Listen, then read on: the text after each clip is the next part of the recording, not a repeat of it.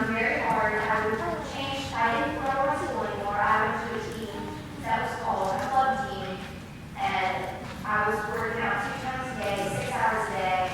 I was just doing tennis. And suddenly, when I got my junior year started, I stopped going to practice. It wasn't that I didn't want to. It was that I couldn't get out of bed. I was sleeping 20 hours a day.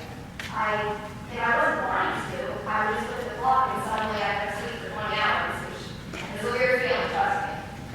And I had been to doctors. They thought I had malaria. I didn't have that. They tried dengue fever. I didn't have that. I've been tested for everything under the sun.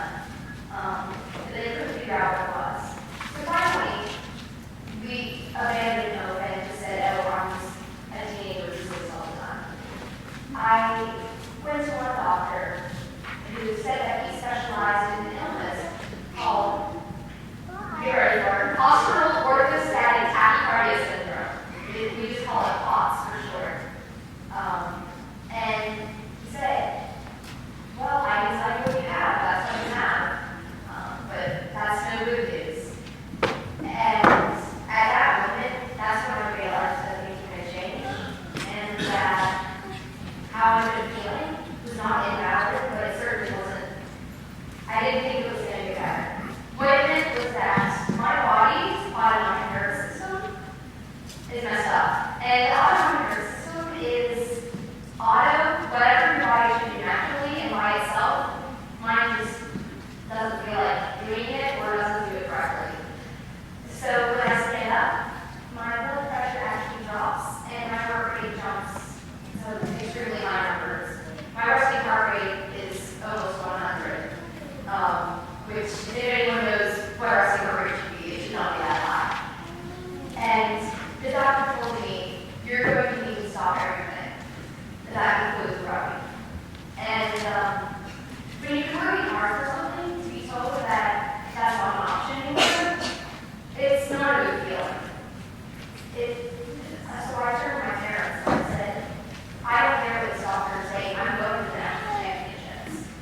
And okay, whatever you feel, sweetheart, we're not going to call a sick kid. Sorry, you can't do what you want to do. And after that doctor's appointment, it only got worse. I ended up becoming the most fully veteran. I would go to church. I would go to 2 periods of school a day. The school did not let me do half days. They said unless you had a concussion, you either had to be full in or full out. So I was full in school where I would come for an hour a day. Though my grades didn't suffer emotionally, I was at an all-time low. I lost all of my friends because no kids want to come sit and visit someone who's in their bed. They'd rather go out and go to the mall. No one wants to sit in bed when someone is dead. So, long story short, it was not a good time. And I lost hope. And I didn't feel like I was ever going to do anything. I didn't think I had no plans on going to college. I had no plans to ever get a job because I always thought who would want someone who could not work. What job can you do if you cannot get out of bed?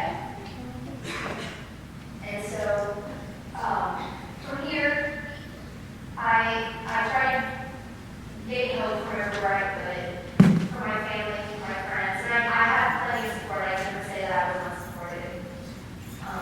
And again, this verse has always been my favorite because I thought it was funny. But it ended up being so much more to me. When I looked into it, it's a good verse that shows you that Jesus is not only 100% God, but it's another part, he's 100% man.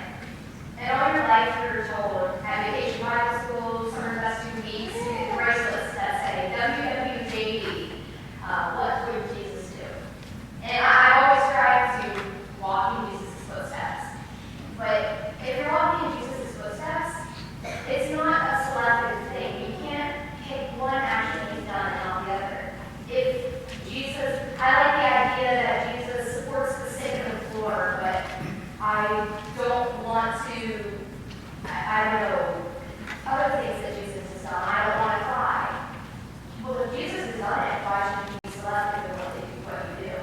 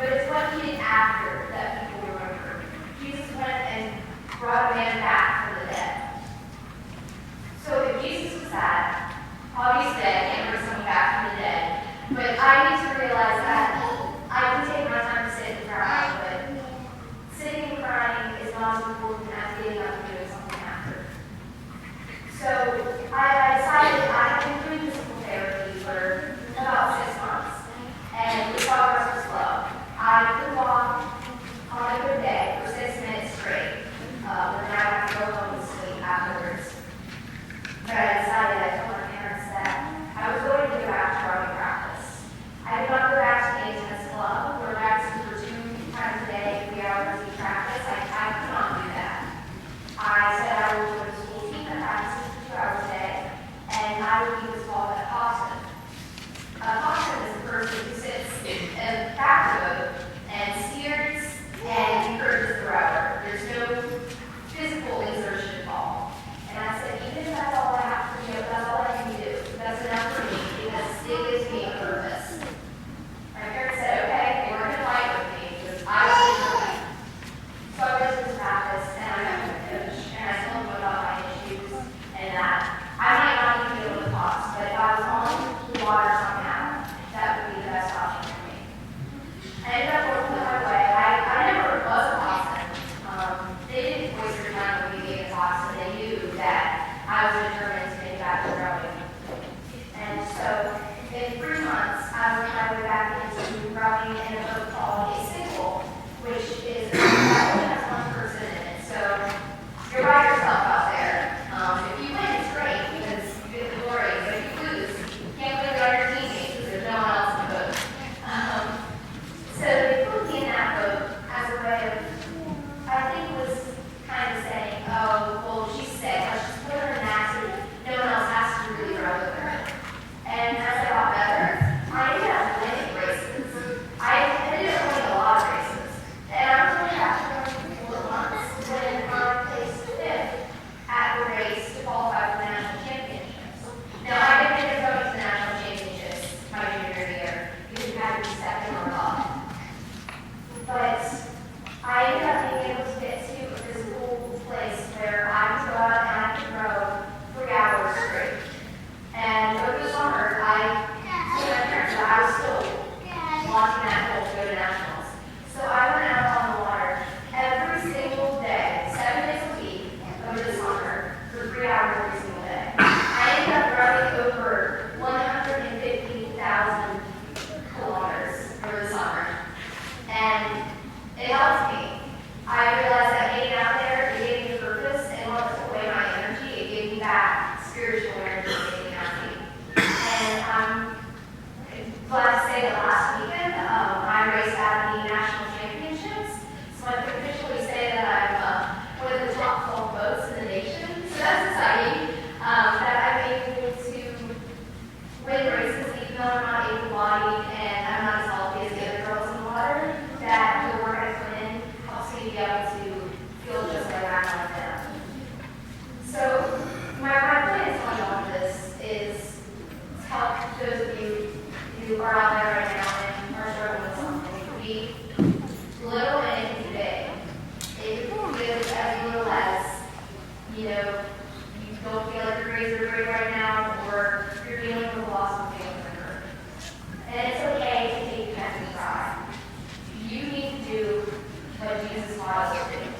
And in doing that, you also need to get up afterwards, after you take the time, and do just like he did